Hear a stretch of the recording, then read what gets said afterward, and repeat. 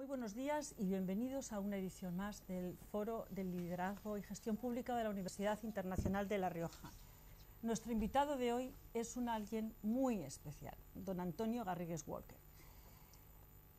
Don Antonio es una referencia en el mundo del derecho y, si me lo permiten, también en el de la política, especialmente en política internacional.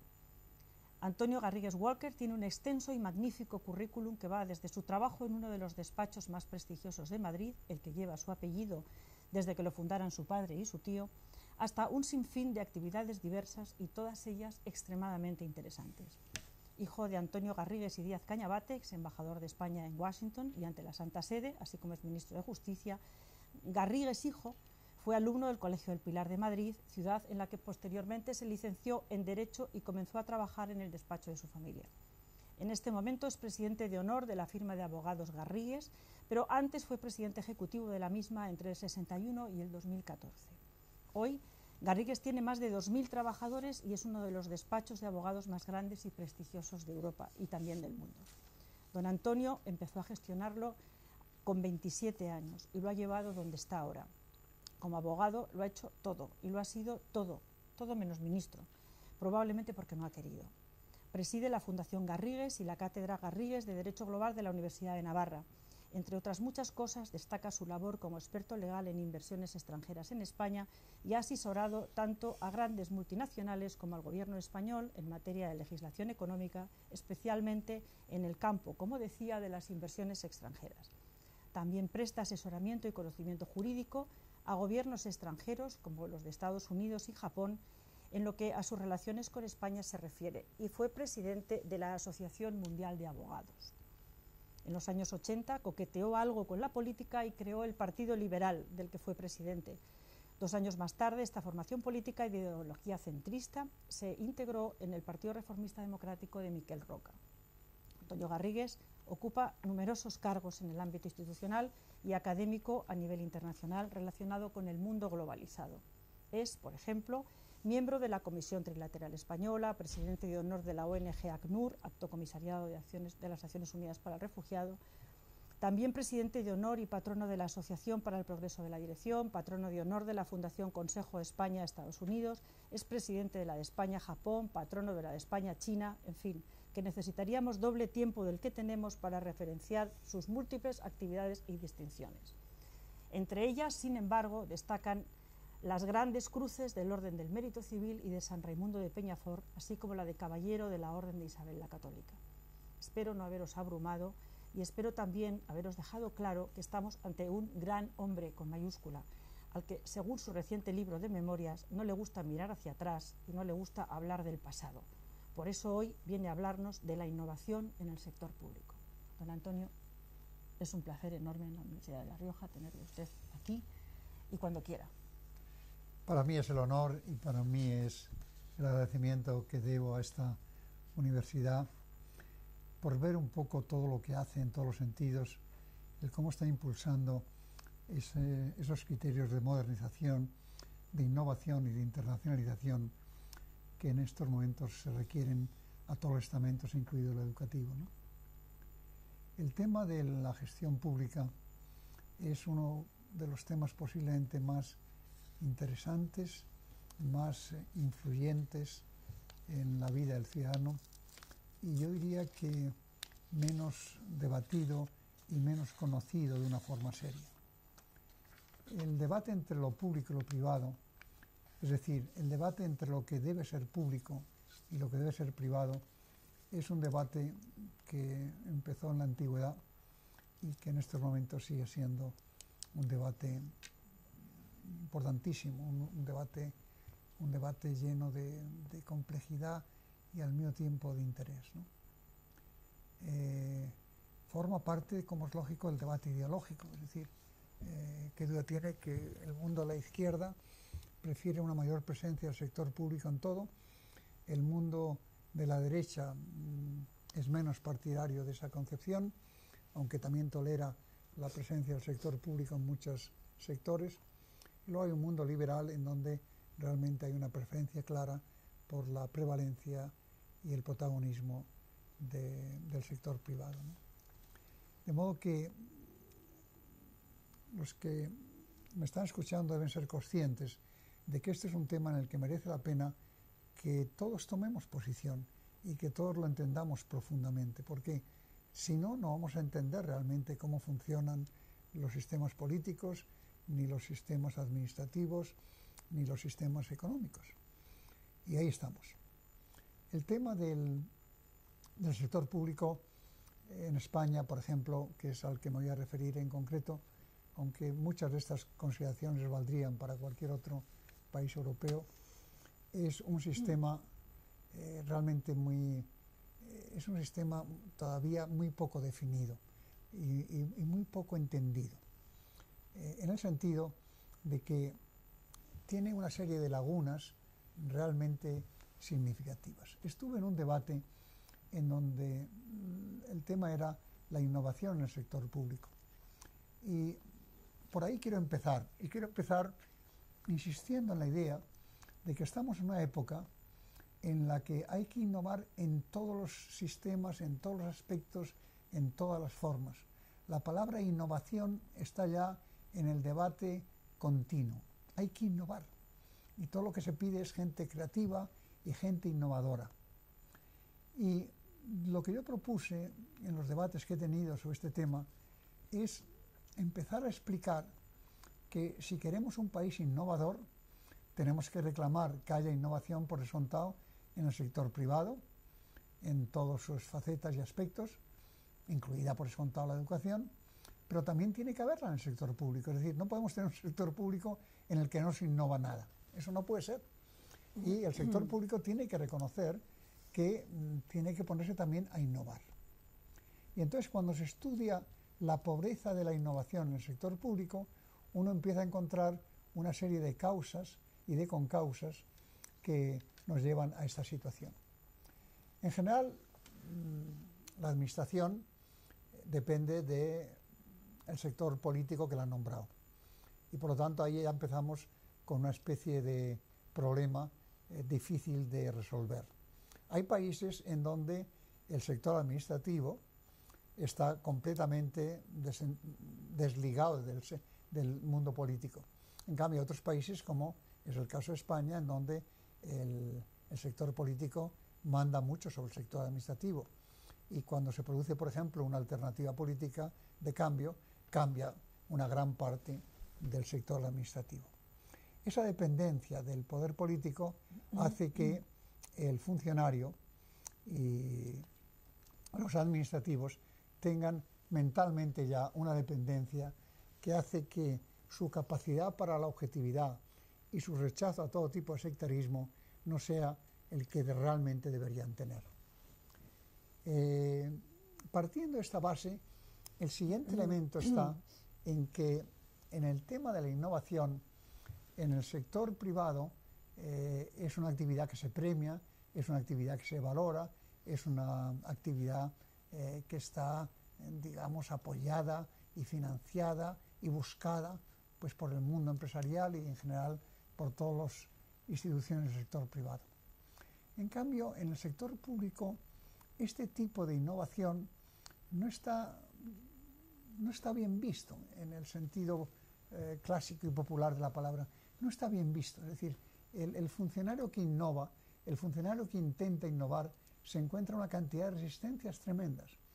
Porque la verdad es que innovar en el sector público sería hacerlo más eficaz, hacerlo menos dependiente, hacerlo más conectado con el ciudadano, hacerlo y sobre todo en el sentido del servicio educado, del servicio amable, pero aún especialmente y sobre todo del servicio eficaz. Y en eso realmente andamos muy mal. Es decir, el funcionario no tiene esa especie de estímulo de hacer permanentemente las cosas mejor, más rápidamente y más educadamente en favor del ciudadano. No digo que sean maleducados, ni que tengan mal humor, ni que sean personas poco afables. Digo simplemente que no tienen motivaciones especiales para hacerlo mejor. Y me imagino que ellos mismos se dan cuenta de que a lo mejor modificando ciertas cosas mejorarían los servicios al ciudadano. Pero no se atreven a ponerlo en marcha. Y no se atreven a ponerlo en marcha porque piensan que qué ganan ellos con eso. Por de pronto lo que ganan es la resistencia de sus otros compañeros. Hay muchos compañeros que prefieren que no se ponga en marcha este tipo de situaciones. Y por otra parte, los funcionarios públicos tienen un estatuto que les permite resistirse tanto a la movilidad geográfica como a la movilidad funcional. Es decir, un funcionario es muy difícil de mover en ningún sentido.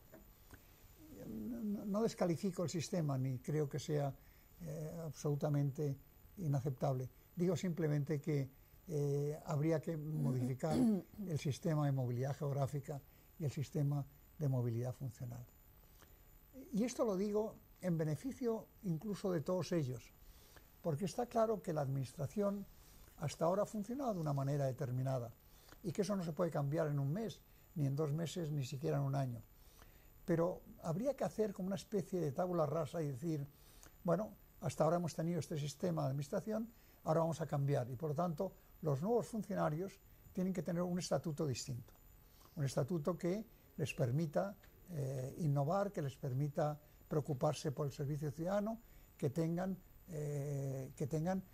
una actitud mucho más positiva y un poco más optimista en cuanto a su propio papel y a su propio protagonismo en la sociedad.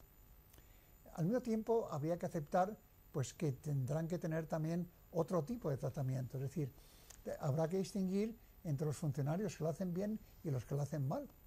E igual que se premia a los funcionarios que lo hacen bien, pues habrá que penalizar también a los que lo hagan mal.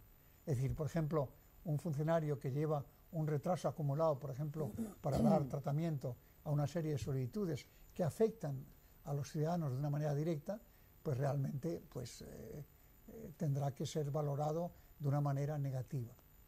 Yo he hablado, por ejemplo, con muchos jóvenes empresarios que se quejan especialmente y sobre todo de la maraña burocrática.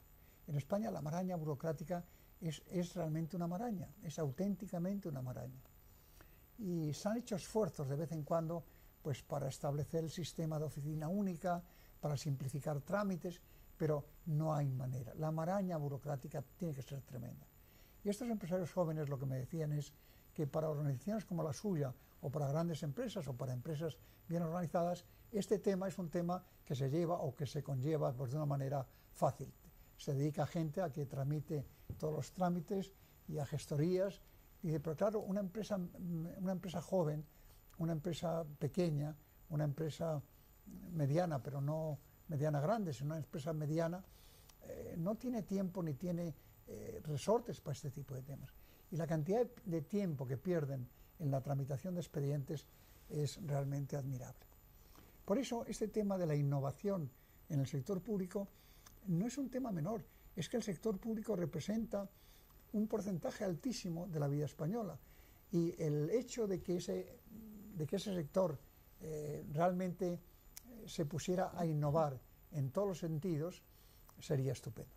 Ha habido casos en España en donde el sector público ha hecho unas tareas realmente admirables. No se puede descalificar a todo el sector público. Yo he conocido, por ejemplo, el movimiento de ICEX y el movimiento de algunos organismos e instituciones de la administración que se han ocupado de la internalización de la empresa española. Y yo debo decir, y lo digo frecuentemente y públicamente, que, por ejemplo, por la internalización de la empresa española ha habido instituciones administrativas, menciono específicamente otra vez el ICEX, que han hecho más, por ejemplo, que muchas organizaciones empresariales.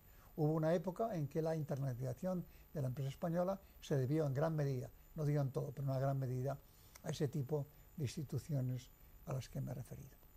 Luego, por lo tanto, que nadie crea que este es un tema menor o que es un tema imposible. Si el sector público realmente se pusiera a innovar, se pusiera a intentar eliminar la maraña burocrática, se intentara disponer de una manera activa, ayudar incluso a la innovación en el sector privado. Pero claro, para que desde el sector público se pueda ayudar a innovar en el sector privado, lo primero que tenemos que tener en el sector público son gente innovadora, porque si no, la ayuda será burocrática y por lo tanto no será ayuda. Hay mucha gente que ha permitido o que ha creado la figura del innovador en cualquier tipo de oficina pública. Fundamentalmente lo hacen los países nórdicos. Es decir, gente que está permanentemente preocupada de que ese servicio público sea un servicio más eficaz. Yo creo que, por ejemplo, en nuestro país eso debería hacerse a partir de ahora.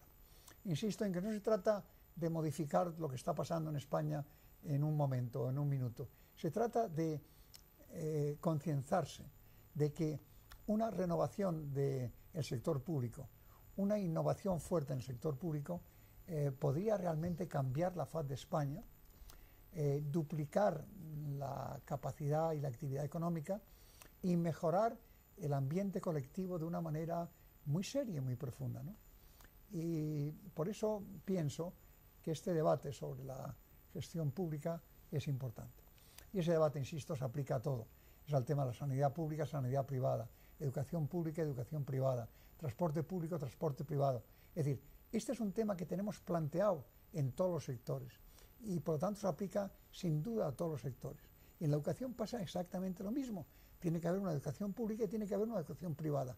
El cómo correlacionar ambas, el cómo generar incluso sinergias entre ambas, para mí sería otro de los temas a estudiar con mucho cuidado. Eso es básicamente lo que quería transmitirles. Pues muchísimas gracias, don Antonio.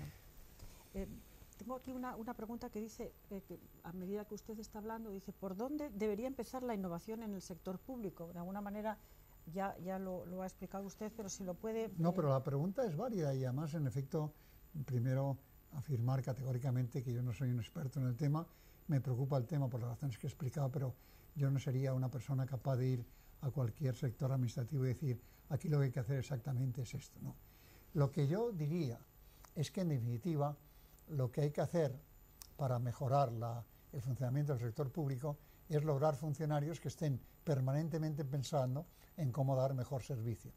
Y eso implica simplificar trámites, tratamiento adecuado del ciudadano, tener en cuenta los intereses y los problemas del ciudadano por encima de sus propios intereses. En definitiva, esa es la razón básica del proceso de innovación. Es que hay muchos sectores de la administración en donde no es que no haya innovación, hay una resistencia profunda a la innovación. ¿Y por qué hay una resistencia profunda a la innovación? Pues porque la gente no quiere fracasar y la gente teme que si pone en marcha cualquier nuevo procedimiento, si el procedimiento funciona, nadie se lo va a valorar. Y si en cambio fracasa, la gente le va a penalizar. Y por lo tanto, hay que empezar a eliminar todo ese tipo de temas que afectan a una actividad y a una mente positiva dentro del funcionario. Desde La Rioja, precisamente, nos preguntan cuál debe ser, en su opinión, el perfil de un innovador. Bueno, un innovador es una persona que descubre que se puede innovar en todo, por de pronto, y que lo lleva en el alma. De vez en cuando se menciona, cuando se habla de este tipo de discusiones, el famoso salto de Fosbury, el famoso salto de espalda, que todo el mundo lo hacía, los atletas lo hacían saltando de frente al obstáculo. En cambio, Fosbury descubrió de pronto que haciendo un movimiento de espalda, entonces a partir de ese momento todos los saltos son al estilo Fosbury. Bueno, eso para mí es un innovador, es decir, una persona que dice, veo que todo el mundo salta de frente, y yo de pronto pienso que se puede hacer mejor para saltar más. Ese es un poco el tipo de espíritu que hay que tener en todo, ¿no? Y cuando eso se aplica a las cosas grandes es una maravilla, pero lo mismo pasa cuando se aplica a las cosas pequeñas. Es decir, si en efecto toda la administración española diera un cambio de actitud y generara este tipo de sentimiento, realmente el enriquecimiento económico que se produciría en España sería maravilloso. Aparte de que usted ha venido a hablarnos de innovación y seguramente va a haber más preguntas relacionadas con este asunto, usted levanta pasiones en cuanto en nuestra población de abogados to be, es decir, de los abogados que están y preguntan desde Galicia, dice, ¿cuáles son los retos de un despacho de abogado moderno? Pues el mismo que tienen todas las demás empresas, es decir, al final una empresa, una entidad como la que yo estoy ahora de presidente de honor, lo cual quiere decir que mando muy poco, prácticamente nada. Bueno. No, lo digo absolutamente en serio, y además es que no debo mandar absolutamente nada, ese es el principio del tema, es mantener la idea de que también en los servicios jurídicos hay que innovar. Pero de pronto le quiero explicar que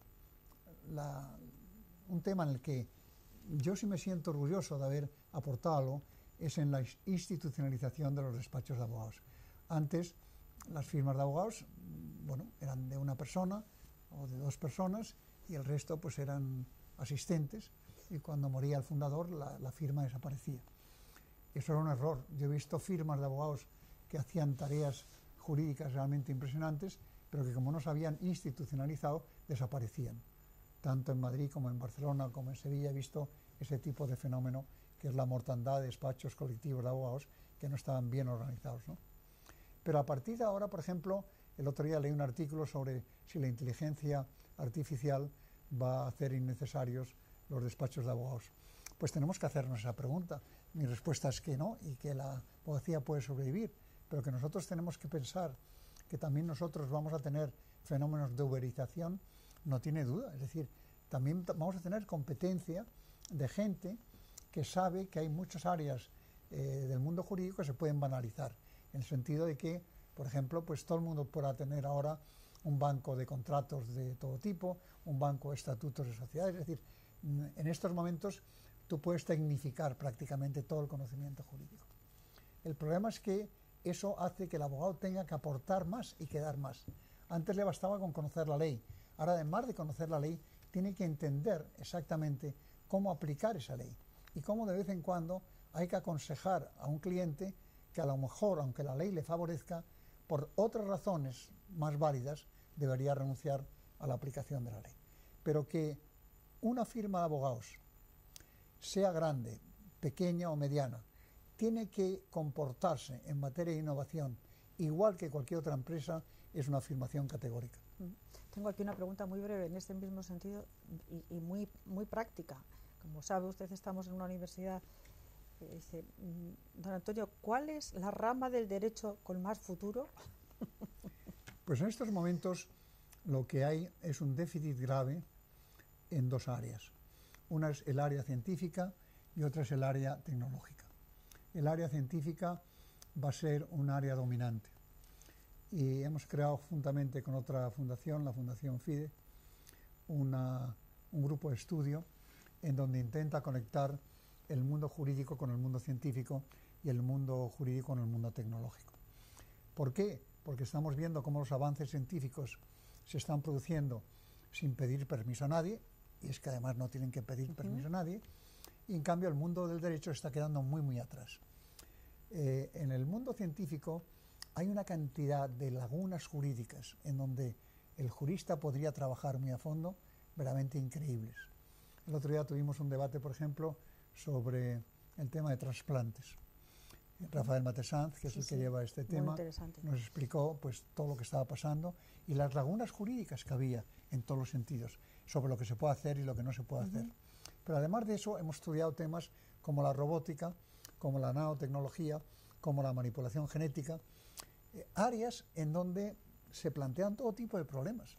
Incluso un día tuvimos un debate sobre a quién pertenece el cordón umbilical, porque el cordón umbilical en teoría podría ser un factor de salud para la... ¿Y hay ya jurisprudencia al respecto o no? No, lo que hay son sistemas distintos. Por ejemplo, hay sistemas como el español en donde tú puedes depositar tu cordón umbilical, pero si ese cordón umbilical puede ser útil para cualquier otra persona, tienes la obligación de permitir su utilización para otra persona. En cambio, en Estados Unidos, en Suiza, hay dos tipos de bancos de cordones umbilicales. Unos en donde si tú depositas tu cordón umbilical es solamente para ti, y otros en donde se puede utilizar por cualquier otra persona. Lo que quiero decir es que en cualquier tema como el propio del cordón umbilical, que parece un tema pequeño, hay una cantidad de problemas jurídicos realmente tremendos.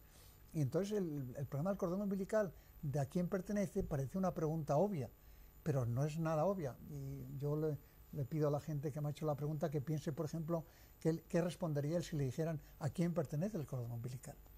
Y al final lo que se decidió es que había que partirlo en tres y darle una parte a la madre, otra parte al hijo, incluso al padre, que el pobre también tiene algo que ver con este tema, no mucho, pero al parecer, pero... No se apunten al mismo carro, que no es lo mismo. No tanto, bueno. Lo que quiero decir con esto es que, igual que en ese tema, es como el tema de los drones, que hace 10 años nadie hablaba de drones. Ahora resulta el tema de los drones se ha convertido... Es lo que pasó hace 20 años con el derecho medioambiental, ¿no? Exactamente, por ejemplo, el derecho medioambiental no existía. No existía. Y ahora resulta todo es medio ambiente, todo.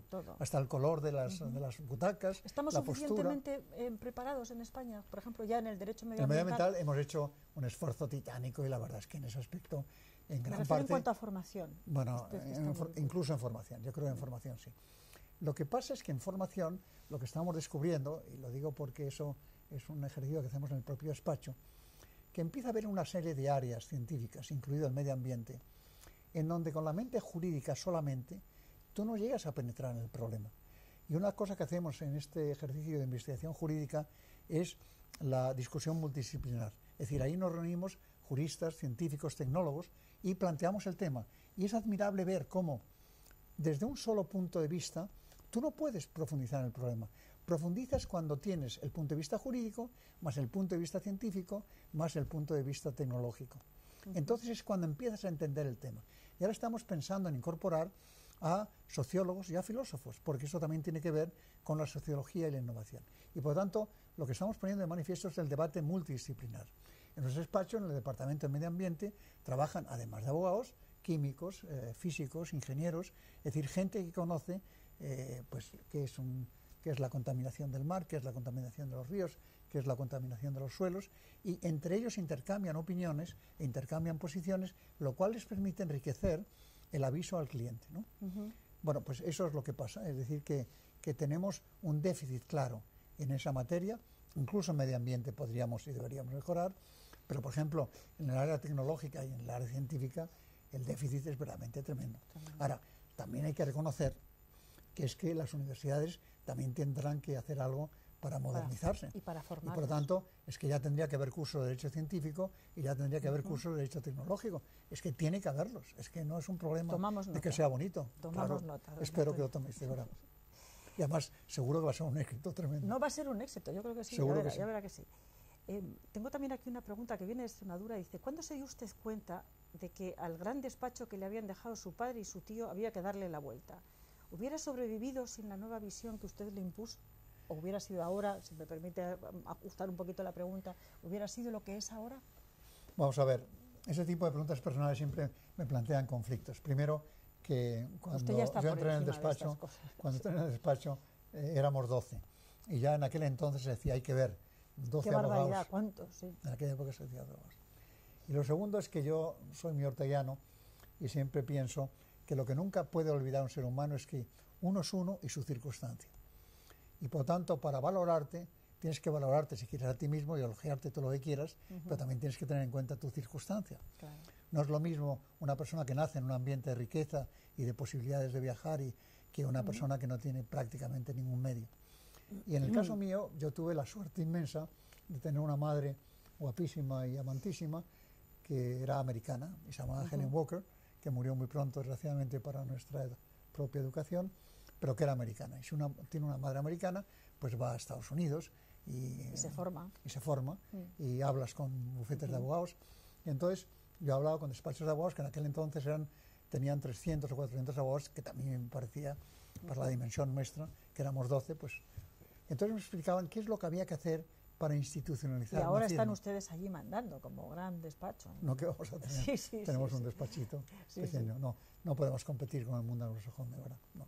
Lo que quiero decir con esto, en definitiva, es que a mí me ayudó mucho el que mi madre fuera americana, el que mi padre hablara inglés, el que yo hablara inglés, el que tuviéramos clientes extranjeros que nos decían de vez en cuando, oye, Antonio, que además yo quiero una persona que sepa algo de mi industria, porque ahí tienes gente que sabe mucho de derecho, pero no tiene ni la más ligera idea, por ejemplo, de tecnología. Pues quiero una persona que sepa lo que es un blue chip, por ejemplo, porque si no, explicarle todo es complicado, ¿no? Es decir, nosotros nos hemos beneficiado de una cantidad de cosas tremendas, ¿no? Pero, insisto, como dije al principio, la institucionalización de la profesión de la abogacía ha sido estupenda. Y yo le pido a las demás profesiones liberales que hagan un ejercicio similar, porque lo que se ha hecho en la abogacía es estupendo. Ahora hay un número estupendo de despachos grandes, de despachos medianos y despachos pequeños. En cambio, en el mundo de la arquitectura, en el mundo de la ingeniería, en el mundo de la medicina, hay muy poca actividad en este terreno. Don Antonio, ¿qué es mejor para empezar, para un abogado joven recién graduado? ¿Un despacho pequeño, un despacho boutique o un despacho grande como...? Yo creo que depende de su propia personalidad. Es decir, hay gente que busca la seguridad que le da un despacho colectivo grande, hay gente que en cambio tiene la ambición de ser una persona importante dentro de una organización, y hay gente que opina que lo que él debe hacer es poner en marcha su propio despacho, ¿no? Y luego hay mucha gente que va a un despacho colectivo, recibe una información suficiente y o forma su propio despacho, o lo que hace es incorporarse a un despacho mediano. O de uno pequeñito pasa a uno más grande. O pasa a uno más grande. Es decir, todo ese tipo de movimientos. Yo lo que digo siempre es que depende de la personalidad. Es decir, hay gente que tiene pues más capacidad de riesgo o más interés por su propio protagonismo, en fin, lo cual es perfectamente legítimo, y eso es lo que tienen que hacer. Yo le he escuchado a usted muchas charlas porque me gusta mucho, me resulta muy inspirador, como dicen los americanos, y me gustaría que también a nosotros nos dijera esas recomendaciones que usted hace para los jóvenes de hoy en día. Pues fundamentalmente son lo siguiente. Primero, que sea gente positiva y empática, que estamos hartos de gente de mal humor, con malas intenciones o con actitudes, no sé, perversas de intentar engañar a los demás, intentar que sea empático. El otro día vi que en una encuesta que se hacía ya en Estados Unidos sobre el tema de qué valor se destacaba más para contratar a las personas, la empatía figuraba en primer lugar. Y es comprensible, si es que el tener una persona que realmente genera sentido de equipo, que da ilusión a los demás, es que es importantísimo. O sea, que estudien la empatía, que es ser empático, que lo estudien. Lo segundo es que sean, por descontado, éticos. Y ser ético, que nadie crea que es fácil. Es decir, ser ético es, no es fácil, un problema complejo. Lo primero que tienen que aceptar una persona, si quiere profundizar el tema de la ética, es que no hay límite en cuanto a cuánto se puede ser ético. Es decir, la ética es infinita. Siempre se puede ser más ético. Siempre. No hay límite a la ética. Como no hay límite a la bondad. Como no hay límite. Es decir, que nadie pueda decir, es que usted, yo ya soy suficientemente ético, ya llego a mi nivel. Eso no hay nada que hacer. Y ser ético es básicamente, decía un amigo mío inglés, es hacer lo que hay que hacer y no hacer lo que no hay que hacer. Pero yo ya advierto de antemano que a veces hacer lo que hay que hacer y no hacer lo que no hay que hacer, que nadie crea que es un tema simple y que por lo tanto se forme en ética. Es decir, no sé, leer a un Sabater o leer a un Víctor Pérez Díaz o leer a una Victoria Camps o una de la Cortina merece la pena. Es una cosa importante. Porque que nadie, insisto, que nadie crea que ser ético está tirado. Yo ya soy ético. No, no. Es que ser ético implica aumentar tu nivel de exigencia con respecto a tu relación con los demás, muy importante. Lo tercero es que tengan una mente global, que por favor se den cuenta que el mundo es redondo y que de verdad es redondo. Y que por lo tanto, yo siempre les recomiendo que se compren un globo terráqueo y que estén todo el tiempo manoseándolo y viéndolo por todos lados. Y que se den cuenta de que, además de Europa, además de Estados Unidos, aquí está África, un continente que va a crecer infinitamente, que necesita talento europeo, en donde podría hacer mucha gente de estas que no tienen trabajo tareas realmente importantes y significativas, que está Latinoamérica, que está Australia, que pueden ir a China, a la India, a Japón, que sean globales. Y la globalidad también implica el tema idiomático, que es en donde en España, aunque la gente crea lo contrario, tenemos un déficit tremendo. Brutal. Y entonces que sepan una persona española, un estudiante normal y corriente, que si además de hablar español, que es una lengua muy importante, ciertamente importante en el mundo, hablan inglés, que ya empieza a ser como una especie de condición necesaria, pero si además de eso añaden el chino o el japonés o el árabe, es importante. Incluso lo diría el portugués. En España, por ejemplo, se desprecia el portugués. La mayoría de portugueses hablan estupendamente español y la mayoría de los españoles no hablan portugués. Y el portugués se ha convertido en un idioma muy importante. Es decir, primero es por descontado Portugal, pero luego está nada menos que un país como Brasil, está un país como ¿cómo se llama? la isla esta, Angola, que va a ser una isla de un desarrollo tremendo, tienen presencia y se habla portugués también en China, Macao. Bueno, quiero decirte que hasta eso parece que es una tontería, pero es que sobre todo que el conocimiento de cualquier otro idioma produce primero un enriquecimiento mental tremendo y segundo la idea de una mente global positiva, que implica también, por ejemplo, reconocer que las otras culturas son apasionantes, porque yo comprendo que los latinos amamos mucho nuestra cultura y creemos que nuestra cultura es la mejor del mundo, pero es que hay culturas mucho más antiguas, culturas mucho más ricas, y que, por ejemplo, conocer la cultura japonesa o la cultura china, o la cultura india, o la cultura rusa, es un ejercicio maravilloso, ¿no? Necesitamos open-minded persons. Es que necesitamos ese tipo de mente global, y en España gente con mente global, desgraciadamente, no hay mucha. No hay mucha. Precisamente tenía aquí una pregunta referente a la globalización. Nos preguntan, ¿dónde deben estar los límites de la globalización? No hay límites y no puede haber límites y nunca habrá límites. Habrá, como es lógico, de vez en cuando retrocesos, pues porque el mundo es como es, ¿no? Ahora, por ejemplo, la gente está hablando del Brexit. Es decir, es posible que Inglaterra, en vez de incorporarse más a Europa, pues se salga de Europa si el referéndum lo decía así, que yo creo que no, pero en fin, se está hablando de eso. Habrá retrocesos de ese tipo, ¿no? Pero yo creo que vamos a un mundo cada vez más global. El problema está en que tenemos un mundo más global claramente en lo económico y lo vemos en las calles, lo vemos en la forma de vestirnos, lo vemos en las cosas que compramos, cada vez es más global. Y en cambio, las instituciones globales, eso ya lo digo desde el punto de vista jurídico, es muy pobre. Hay muy pocas instituciones globales con capacidad de decisión. Es otra decisión en donde el mundo jurídico tiene que plantearse la obligación de reclamar que si vamos a una globalización, tiene que haber instituciones globales capaces de controlar esa globalización y de darle la calidad democrática que necesita. Sí. Don Antonio, en alguna ocasión le he escuchado decir que no estamos ante una época de cambio, sino ante un cambio de época. ¿Cuáles deben de ser las claves para que nuestros alumnos puedan progresar en esa nueva época? Bueno, pues que estamos viendo cómo en el mundo político se está produciendo la convulsión en muchos aspectos. El mundo científico va a hacer que cambie todo rápidamente, el mundo tecnológico va a hacer que cambie todo. Luego, por lo tanto, cuando uno se afronta ese cambio de época, lo primero que tiene que hacer es adecuar su mente a ese fenómeno. Vamos a un mundo más volátil, vamos a un mundo más incierto, vamos a un mundo más complejo, y para eso nos pagan. Nos pagan para un mundo cambiante, permanentemente cambiante. Y entonces eso implica aceptar las incertidumbres y las dudas como compañeras habituales en nuestras tareas y en nuestros oficios, ¿no? Y no pasa nada por renunciar un poco de vez en cuando a la verdad o a la posesión, sobre todo a la posesión de la verdad, ¿no? Una persona tiene que tener principios, ¿no? Pero no tiene por qué establecer permanentemente dogmas, ¿no? Y vamos a una época en donde a veces habrá que renunciar a muchos dogmas de una manera prácticamente definitiva. En el mundo empresarial, en el mundo educativo, en todos, hay una serie de dogmas que ya no valen absolutamente para nada. Y eso requiere una mente flexible, una mente dúctil, maleable, que esté absorbiendo todo este tipo de cambios de una manera natural y sencilla.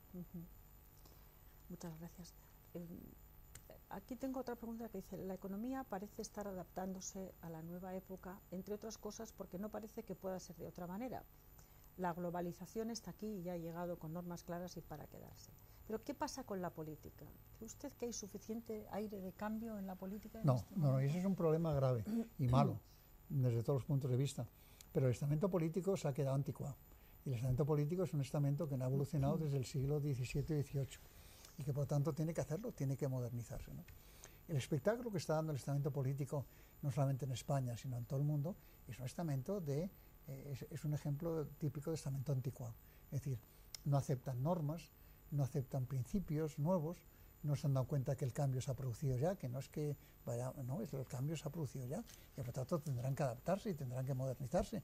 Pero claro, si estos políticos no saben nada de los cambios culturales que se han producido, de los cambios sociológicos, de los cambios científicos y tecnológicos, pues tenemos gente que no está adecuada para dirigir un país, ¿no? Ese tema es un tema que ya todo el mundo lo reconoce y lo plantea abiertamente. En el mundo anglosajón de una manera muy especial se dan cuenta de que o el estamento político evoluciona o su credibilidad frente a la ciudadanía va a llegar a desaparecer. y puede desaparecer, que nadie crea que ese tema es un fenómeno especial. Es decir, puede llegar un momento en que la ciudadanía se desvincule por completo del propio aparato político, ¿no? Yo espero que poco a poco el estamento político se dé cuenta, ¿no? En España lo estamos viendo, es decir, la falta de credibilidad en el sistema político es muy alta. No. Si llegáramos a tener unas terceras elecciones, que yo confío en que eso no se produzca, pues ya yo creo que muchos ciudadanos pues lo que harían sería olvidarse del tema y colocarles en un gueto, como ha pasado a veces en otros países, como en Italia, y dejarles que estén allí con sus juegos y sus menesteres. De todas maneras, a veces hay innovaciones que resultan chocantes, creo. ¿Es lo que está haciendo Trump una innovación en los Estados Unidos, en el sistema de campaña? No es innovación, pero descalificar a Trump o descalificar a Bernie Sanders, que es incluso también más difícil de entender, también, sí. Porque Bernie Sanders, además, es una persona ya de mucha edad, 74 años, que para Estados Unidos es una persona realmente muy vieja, y tiene la condición de judío, y es una persona que se declara socialista, lo cual en Estados Unidos es una especie de un shock. Y yo lo que dije en una reunión internacional es que descalificar a Trump y descalificar a Sanders es muy fácil, pero lo que hay que hacer es entender por qué la gente vota a Trump y por qué la gente vota a Sanders. ¿Qué está pasando? Y la razón es muy simple, y además clarísima, y además perfectamente entendible.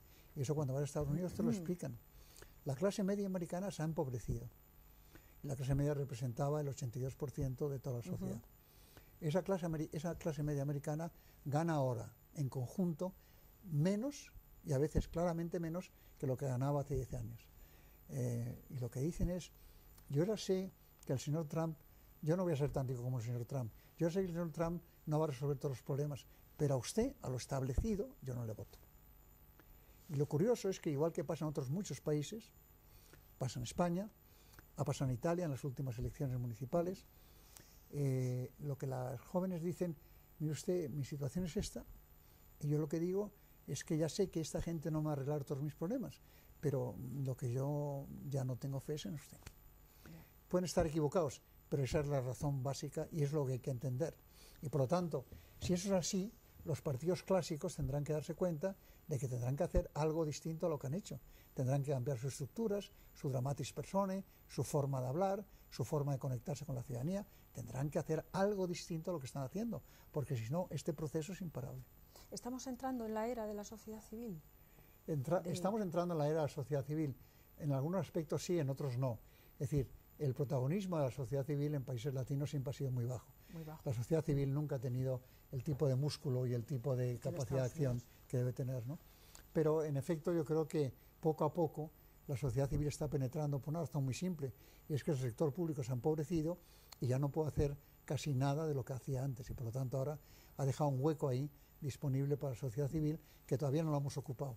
Pero yo espero que eso se vaya ocupando poco a poco.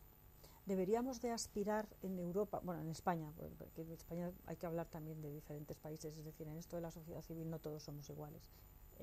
Habría que acercarse en España al modelo de sociedad civil americano, mucho más dinámica, sin duda, activa, Víctor Pérez Díaz, que es un experto en materia de sociedad civil, siempre habla de que la verdadera sociedad civil a la que habría que esperar es la americana, en el sentido del dinamismo que tiene y la fuerza que tiene, ¿no? Lo cual también tiene que ver con el tema de la juventud, es decir, el dinamismo de una sociedad lo da la juventud. Y Europa se está envejeciendo, como todo el mundo sabe. Un gravísimo problema de España es el suicidio demográfico. Somos un país de alta longevidad y somos un país de bajísima natalidad. En eso es curioso que somos, en baja natalidad somos uno de los peores países del mundo, ¿no? Eso envejece un país. Y entonces eso, al envejecerse un país, se envejece su comportamiento. Y entonces uno puede tener mucha experiencia, como me dicen a mí, usted tiene mucha experiencia, sí, pero yo no puedo hacer una carrera de 100 metros, yo no puedo tener el tipo de ambición o de curiosidad intelectual que se tenía antes, yo no puedo tener el sentido del riesgo que se puede asumir. Es decir, se pierde en definitiva el dinamismo y la capacidad de acción que tiene la juventud, ¿no? Ahora, en efecto, en América la sociedad civil cumple un papel maravilloso. En cambio en España, no. ¿Por qué? en parte porque hemos pasado muchos años sin una ley de fundaciones y asociaciones que fuera razonable. Ahora ya tenemos una ley de fundaciones y asociaciones razonable. Nos falta una ley de mecenazgo que también enriquecería el comportamiento, pero esa ley de mecenazgo está tardando y va a tardar todavía mucho, ¿no? Pero yo creo que la sociedad civil española, yo siento como que tiene ganas de tener más protagonismo y necesitamos que tenga más protagonismo.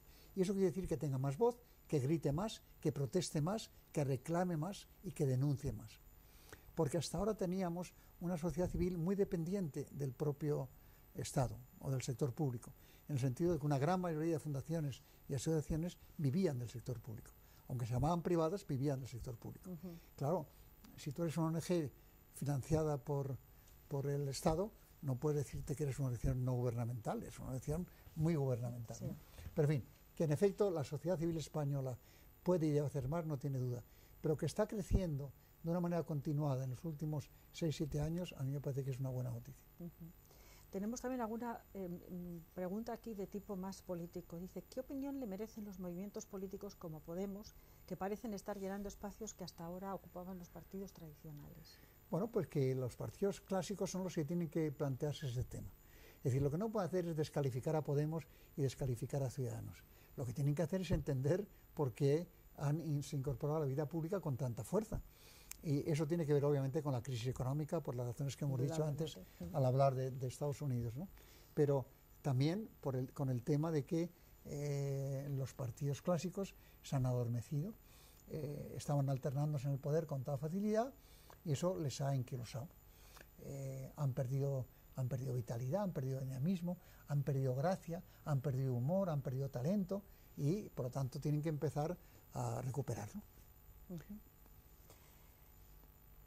Aquí preguntan, ¿han llegado para quedarse estos partidos nuevos o sería mejor que desaparecieran en un tiempo medio, como pasó con... Han llegado para quedarse y en eso seguimos un poco el fenómeno europeo, es decir, que en definitiva España era uno de los pocos países en donde había solamente dos partidos básicos, ¿no? Excluyendo Inglaterra, que siempre lo ha mantenido. La vida política, la gente no se da cuenta que depende mucho de las leyes electorales. Hay leyes electorales que favorecen el bipartidismo, como es la inglesa, que lo favorece de una manera absoluta, sí. Y en cambio hay otros países en donde lo que se favorece es el multipartidismo. Por ejemplo, en Italia, un partido puede acceder al Parlamento prácticamente con un 2% de los votos o un 3% de los votos. Eso es lo que ha cambiado o intenta cambiar ahora mismo el primer ministro Renzi, que en ese aspecto está haciendo una magnífica labor, ¿no? Sí, y por tanto, en España teníamos una ley que favorecía el bipartidismo. Pues a pesar de esa ley se han incorporado. Por tanto, el pensar que en España vamos a volver al bipartidismo en un plazo de tiempo medio o corto es imposible. Es decir, están aquí para quedarse y tendrán su propia evolución y habrán aprendido también. Aquí yo creo que en estos momentos en la vida política española todo el mundo ha aprendido. Los partidos clásicos, lo que he dicho, que es que tienen que cambiar su forma de comportamiento. Y los nuevos partidos también están aprendiendo dos cosas claves. Y me refiero tanto a Ciudadanos como a Podemos. Una, que el poder modera y educa mucho. Hablar es muy fácil. A usted le he oído yo decir que si Podemos llega al poder no pasa nada. Bueno, si es que en un país tenemos que aceptar la democracia. Es decir, si no aceptamos la democracia, estamos absolutamente perdidos, ¿no? Es decir, si el voto democrático es ese, pues habrá que aceptar ese tipo de temas, ¿no? Y en todos los países europeos ha habido gobiernos de izquierdas y gobiernos de derechas. Por lo tanto, tampoco podemos ahora ponernos dramáticos. Eso a mí me parece que es empezar a fomentar actividades antidemocráticas, ¿no? Eso no podemos. Un demócrata tiene que aceptar la democracia. En la famosa operación reformista en la que todo el mundo decía, hombre, qué pena y no sé cuántos, no, qué pena, no, es que lo hicimos mal, entonces como lo hicimos mal, pues tuvimos el resultado desastroso que tuvimos y no pasa nada, pero lo que no voy a echar yo es la culpa a la democracia. Es decir, mire usted, es que estos ciudadanos, lo malos que son que no me han votado, no, eso no puede ser. ¿Y si en Estados Unidos gana Trump, qué va a pasar? Bueno, la gente dice eso. ¿Qué pasa en el mundo si gana Trump, si sale Inglaterra de Europa y entra Turquía en Europa? ¿No? Dice, pues bueno, pues el mundo ha pasado todo tipo de cambios y todo tipo de situaciones. Y Trump, como es lógico, si llega al poder, que puede llegar al poder, se moderará y se dará cuenta de que las barbaridades que ha dicho tendrá que, no digo comérselas, pero tendrá simplemente que olvidarlas suavemente y darse cuenta de que un país como Estados Unidos no puede ejercer una especie de poder despótico sobre el resto de la humanidad, ni puede construir una muralla entre México y Estados Unidos, ni puede hacer nada de las cosas que ha dicho, ¿no? Pues es verdad. Don Antonio, me estaría horas hablando con usted, porque le leo, le sigo, le escucho, y me encantaría que nuestros alumnos pudieran seguir, pero ya me da la sensación de que tenemos que cerrar, porque usted es un hombre tremendamente ocupado. Están ya durmiéndose, además. No, eso para nada, ya le digo yo a usted que no. Pues vamos a ello. Yo quisiera, me parece que su vida es apasionante. Vemos en su libro fotos con, por ejemplo, Nixon. Cuentan que su padre se paseó por Madrid con el presidente Kennedy de incógnito. No con el presidente, Joseph Kennedy, con Joseph, que era el hermano mayor. Con el hermano mayor, del cierto, presidente. Cierto. Lo que quiere decir que usted conoció y ha conocido a cantidad. Yo le conocí a usted en Washington, cuando fue a una trilateral. Ha conocido cientos de personalidades y quisiera preguntarle, para terminar, ¿a quién admira más? Pues la persona a la que yo admiro más de las que he conocido es a David Rockefeller. Tiene ahora, o va a cumplir, más de 100 años. Sí. Sigue yendo a todos los sitios. Fundó la Trilateral. Era una de esas personas que era consciente de que había que devolver a la ciudadanía lo que uno ha recibido de la ciudadanía. Y a pesar de su edad, iba a las reuniones de la Comisión Trilateral. Se sentaba en cualquier mesa. No buscaba ningún protagonismo. Siempre hablaba con positividad y con generosidad. He conocido también a otra gente muy importante y estupenda, ¿no? Bueno. Conocí, por ejemplo, a Sadako Ogata, que fue la alta representante de las Naciones Unidas para Refugiados, que me pareció también una persona maravillosa. Pero en conjunto, la figura de David Rockefeller como persona que ha intentado en su vida hacer todo en favor de una riqueza mejor, y no solamente de su país, sino de todos los pueblos, ¿no? A mí me pareció maravilloso. Bueno, usted lleva camino de ser nuestro David Rockefeller. Muchísimas gracias, don Antonio. Ha sido un auténtico placer. A vosotros, como no sé si os habéis dado cuenta, pero habéis tenido un enorme privilegio de poder escuchar en directo a don Antonio Garrigues Walker, a quien agradecemos especialmente su presencia hoy aquí. Os espero en la próxima edición del Foro de Liderazgo de la Universidad Internacional de La Rioja, y levantamos esta sesión. Muchísimas gracias, don Antonio. Muchas gracias.